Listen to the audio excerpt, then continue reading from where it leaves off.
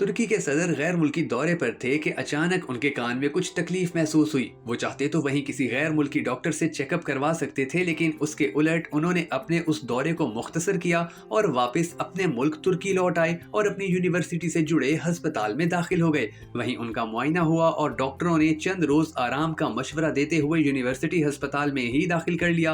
उन 4 रोज में उन्होंने मुख्तलिफ मौज़ूआत पर 2 से ज़ायद किताबें पढ़ डाली।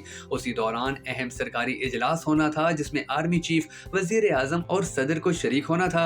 डॉक्टरों की हिदायत के उलट वो यूनिवर्सिटी अस्पताल के अपने कमरे से निकले, इजलास में शिरकत की और वापस अस्पताल आ गए। उन्होंने इलाज मुआलजे का खर्चा अपनी जेब से अदा किया और 4 दिन बाद हस्बे मामूल अपने सरकारी कामों में मसरूफ हो गए। आपको याद होगा कि कुछ अरसा पहले तुर्की के शहर गाजी अंतबीब में एक धमाके में चंद फौजियों समेत कुछ आम शहरी भी जाँ बहक हो गए थे। अगले ही दिन अपोजिशन लीडर, दूसरी जमातों के रहनुमा, सदर, वजीर आजम, आर्मी चीफ और स्पीकर सब इकट्ठे एक ही जहाज में बैठकर जाए हादसा पर पहुंचे और सब ने मिलकर नमाज जनाजा में शिरकत की।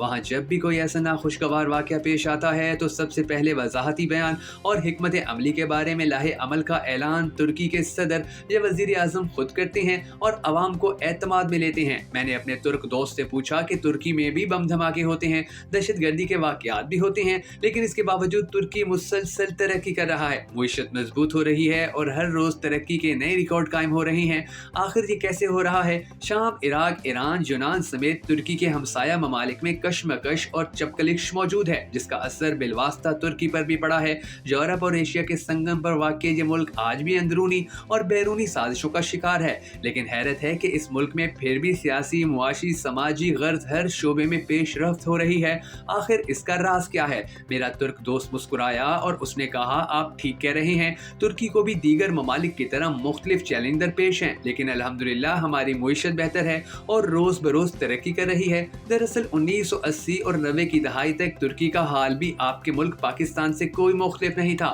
मुईशत, सियासत, माशरत, सेहत, तालीम, हर शोबा रोबा जवाल था और बेहतरी के कोई हालात नजर नहीं आ रहे थे। लेकिन फिर 2 चीजों ने तुर्की में मौजज़ा कर दिखाया। एक, तुर्की में तालीम पर खसूसी तवज्जो दी गई, सबसे ज्यादा बजट तालीम के शोबे के लिए मुख्तस किया गया। और दूसरा, तुर्क अवाम और माशरे में मुल्क और वतन की बेहतरी और तरक्की का एहसास उजागर किया गया। इस एहसास ने हुब्बुल वतनी के जज्बात को उभारा और हमारा मुआशरा अच्छे और बुरे की तमीज करने लगा।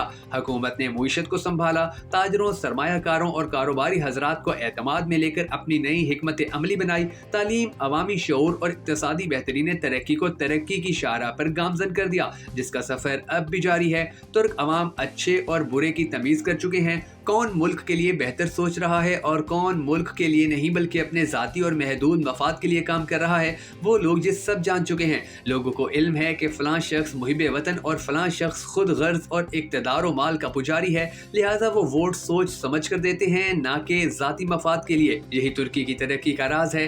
इंशाल्लाह आहिस्ता आहिस्ता दीगर मसाइल पर भी तुर्की काबू पा लेगा, इंशाल्लाह जरूर। मैंने भी जवाब में कहा और सोचा कि वाकई जिस कौम के अफराद को अपने अच्छे और बुरे का पता चल जाए, जो वोट की अहमियत को जान चुके हों, तालीम याफ्ता और बाशऊर हों, तो ऐसी कौम तरक्की की शाहराह पर गामजन हो जाती है और उसका मुस्तकबिल रोशन हो जाता है।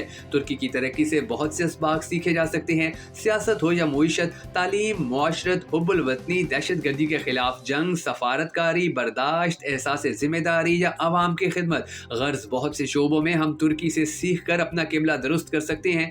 अच्छी बात यह है कि तुर्की, इसकी क़यादत और अहले तुर्की अपना इल्म और तजर्बा पाकिस्तान से शेयर करने पर आमादा हैं। तुर्की में 90 की दहाई के आगाज में ये कहा जा रहा था कि हम अगले 10 सालों में दुनिया की 15 बड़ी मुईशतों में शुमार होने लगेंगे और 2014 तक तुर्की दुनिया की 17वीं बड़ी मुईशत बन चुका था।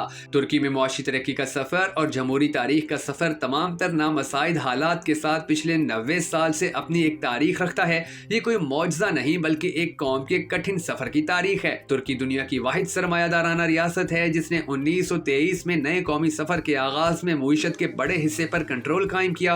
ये असूल मुस्तफ़ा कमाल पाशा के बुनियादी 6 असूलों में से एक है, यानी स्टेट इज़म। तब कमाल इज़म में रियासत पर मुईशत पर कंट्रोल की बड़ी जिम्मेदारी डाली गई थी। जदीद तुर्की के कौमी सफर में मुईशत, सियासत और समाजियत के हवाले से इर्तकाई अमल जारी रखा गया, जिसमें बहैसियत कौम तुर्कों ने जमहूरी और मुआशी तरक्की का सफर किया। जहाँ 50 की दहाई में अदनान मेंदेरेस की हुकूमत ने मुतअद्दिद शोबों में इस्तिलाहात की, जिनमें आलमी सरमायादारी को तुर्की में दर आने के मौके फराहम किए किए गए और उसके साथ साथ तुर्की के सरमायादार तबके की तरफ से सियासत और इक़्तिदार पर कंट्रोल और इक़्तिदार के बल पर करप्शन के इल्ज़ामात भी मेंदेरेस हुकूमत पर लगे, जिसके नतीजे में तुर्की की सियासत में तलख वाक़यात रोनुमा हुए, जिनमें अदनान मेंदेरेस की फांसी सरफ़हरिस्त है। लेकिन अहम बात यह है कि अतातुर्क के दस्ते रास अस्मत अनूनू, जो अदनान मेंदेरेस के सियासी मुखालिफ थे, वो अदनान मेंदेरेस की फांसी की सज़ा के सख्त मुखालिफ थे और उन्होंने फौज से भरपूर मुतालबा किया कि मेंदेरेस को फांसी ना दी जाए। अदनान मेंदेरेस को फांसी की सज़ा की तुर्क कौम के किसी भी सियासी धड़े ने हमायत नहीं की।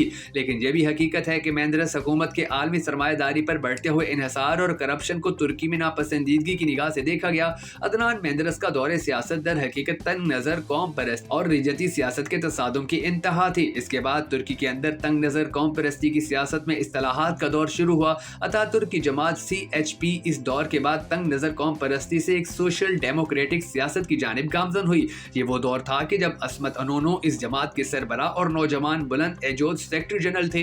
तुर्की में दूसरे मार्शल 1970 के दौरान अस्मत ने जब फौजी मदाखलत की हमायत की तो पार्टी के सेक्रेटरी जनरल बुलंद एजोड पार्टी से मुस्ताफी हो गए। बुलंद एजोड के इस इस्तीफे ने तुर्की की तारीख में दो अहम असरात मुरतब किए। अपने इस्तीफे के बाद बुलंद एजोड तुर्की के मकबूल रहनुमा के तौर पर उभरे और अवाम की तरफ से दबाव आने पर अतातुर्क की कायम करदा CHP, जिसकी क़यादत अतातुर्क के दस्ते रात अस्मत अनोनू करते थे, उस जमात से मुस्ताफी होने पर मजबूर हुए। फिर पार्टी का नया कौमी कन्वेंशन बुलाया गया, जिसमें अतातुर्क की पार्टी ने बुलंद एजूद को अपना चेयरमैन मुंतखब कर लिया और यूं जहां एक तरफ इस्मत अनोनो जैसे इंतहा पसंद कौम परस्त की सियासत का दौर खत्म हुआ, वहीं अतातुर्क की पार्टी बुलंद एजूद के बाएं बाजू के जदीद रुझानात की बुनियाद पर पार्टी को सोशल डेमोक्रेटिक बनाने पर गामजन हुई और उसके नतीजे में तुर्क सियासत मजीद वेलफेयर स्टेट के सफर की तरफ बढ़ी। उसने तुर्की में दो रुझानात को तकवीत दी, एक ये कि रियासत मजीद डेमोक्राइज यानी मजीद जमहूरियत का सफर और दूसरा मजीद फलाही रियासत का रुझान। बुलंद एजोद एक तरक्की पसंद रहनुमा थे, लेकिन वो सोवियत यूनियन के ज़ेरे असर या किसी दूसरे मुल्क के तहत चलने के सख्त मुखालिफ थे।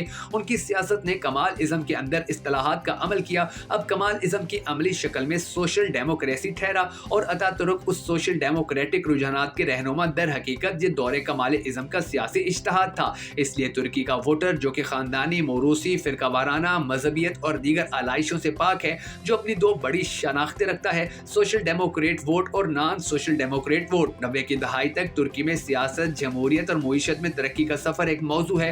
बस इतना अर्ज है कि तुर्की की 90 साल सियासी तारीख में जिस नजरिए के लोगों ने सबसे ज्यादा कुर्बानियों का सामना किया, वो बाएं बाजू के लोग हैं, जिनमें कम्युनिस्ट, सोशलिस्ट और दीगर तरक्की पसंद नजरियात के रहनुमा और अदीब शामिल हैं। 90 की दहाई के आगाज में बुलंद एजोद की सियासत के वो बीज जो उन्होंने 70 की दहाई में बिखेरे थे, उनके असरात नमूदार होने लगे। 1980 के मार्शल लॉ की क़यादत जनरल कनान ने की और उन्होंने तरगत को मैदान सियासत में मुतारिफ करवाया और फिर इस रहनुमा के जरिए मार्शल लॉ से जमहूरियत का सफर तय किया और तुर्की अपनी असल तरक्की की पटड़ी पर तेजी से भागने लगा। दोस्तों, अगर आपको भख नेटवर्क वीडियोस की ये वीडियो पसंद आई हो तो हमें सपोर्ट करने के लिए इसे शेयर जरूर कीजिएगा।